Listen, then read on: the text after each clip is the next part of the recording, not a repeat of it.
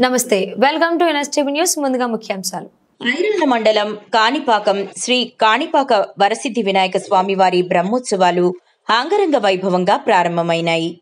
స్వామివారి ఉత్సవమూర్తులను ప్రత్యేకంగా అలంకరించి అభిషేకాలు, పూజలు నిర్వహించారు. స్వామివారి ఉత్సవమూర్తులను సర్వాంగ సుందరంగా అలంకరించి రథంపై పూజలు చేసి భక్తుల కోర్కెలు తీరాలని రథంపై బోరుగులు, మిరియాలు చల్లారు. రథంపై ఆసీనులైన స్వామివారు బుధవారం భక్తులకు దర్శనమిచ్చారు. అనంతరం ఆలయ ఈవో పెంచల కిషోర్, ఉభయదారులు, అర్చకులు శాస్త్రోక్తంగా పూజలు నిర్వహించారు.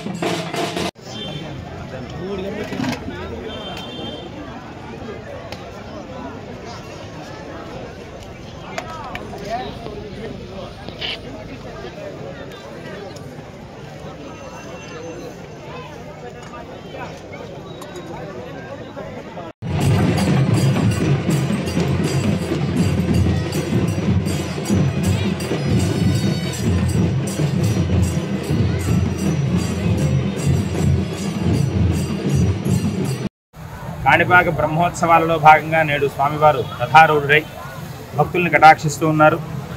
స్వామివారిని దర్శించడం ద్వారా పునర్జన్మ ఉండదు అని చెప్పి పురాణాలు చెబుతూ ఉన్నాయి. రథస్థిత మాధవం భిట్వా పునర్జన్మ నవిద్యతే అని చెప్పి శాస్త్రం చెబుతోంది. కావున భక్తులెల్లరూ కూడా స్వామివారిని దర్శించుకుని వారి మొక్కులను చెల్లించుకుంటూ ఇక్కడ చల్లేటువంటి వరవరాలు, ఉప్పు, మిరియాలు తమ పాపాలన్నీ పోగొట్టాలనేటువంటి భావన చేత అవి చల్లుతూ వాళ్ళ మొక్కులు తీర్చుకుంటూ పిండి దీపాలు, కొబ్బరికాయలు ఇవన్నీ కూడా సమర్పించుకుంటూ ఉన్నారు స్వామివారికి. ఆ తరువాత స్వామివారికి మధ్యాహ్నం పైన గ్రామోత్సవంలో భాగంగా స్వామివారు రథారూఢుడై గ్రామోత్సవాన్ని నిర్వహింపజేస్తారు.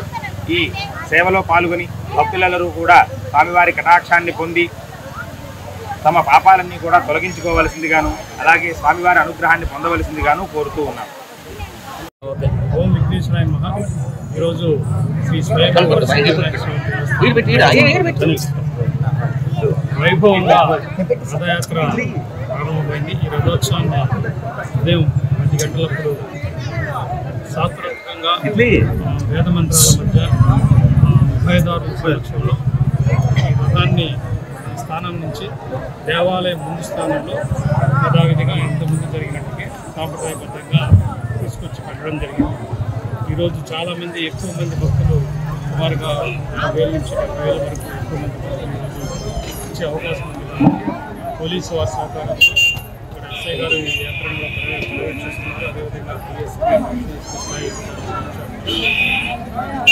మన విజ్ఞప్తి ఏంటంటే ఇక్కడ ఎవరైతే భక్తులు పాల్గొంటున్నారో వాళ్ళ యొక్క సేఫ్టీ ముఖ్యం. కాబట్టి దయచేసి చిన్న చిన్న పిల్లల్ని అదేవిధంగా వృద్ధుల్ని ఈ యాత్రలో పాల్గొనకుండా దూరంగా పెట్టుకోవాలి. అదేవిధంగా ఎక్కువ ఆవేశపరంగా రథాన్ని లాగేయకూడదు. మనం ఇన్స్ట్రక్షన్స్ ఇస్తూ ఉంటారు. ఎస్ఐ గారు మేము మైక్లో మాట్లాడుతుంటారు. అదేవిధంగా అర్చక స్వామి కూడా రథం పైనుంచి సూచనలు ఇస్తుంటారు. కాబట్టి ఆలోచనాయుక్తంగా రథయాత్రని శాంతియుతంగా ఎటువంటి అవాంఛనీయ సంఘటనలు జరగకుండా ప్రశాంతంగా జరిపి ఆ దేవదేవుని యొక్క ఆశీస్సులు అందరూ పొందాలని